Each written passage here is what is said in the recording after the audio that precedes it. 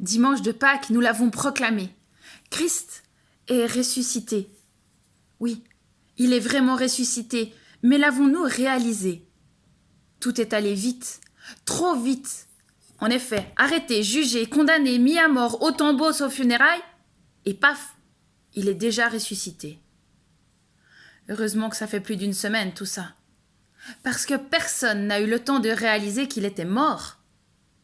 Les disciples aussi sont dans la stupéfaction. Par pur réflexe, ils s'enferment à clé dans une pièce avec leur angoisse d'être arrêtés eux aussi. C'est le chaos qui règne. Ils n'ont pas réalisé qu'il est mort et que déjà il est de retour parmi eux. Shalom, les amis. Mon hologramme vous parle pour vous rassurer avant même que vous ayez pu souffrir de mon absence. Et silence.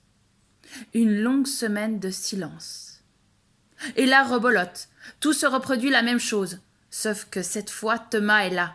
Celui qui ne croit pas, celui qui ne croit que ce qu'il voit.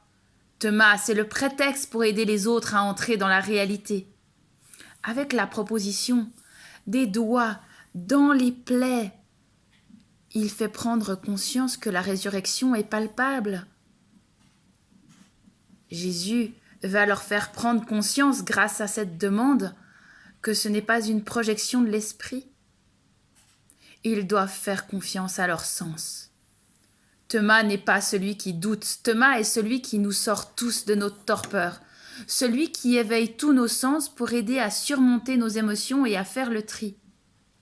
Pour permettre une ouverture du cœur et des yeux, il faut laisser de côté les émotions confuses et faire confiance à notre dimension holistique.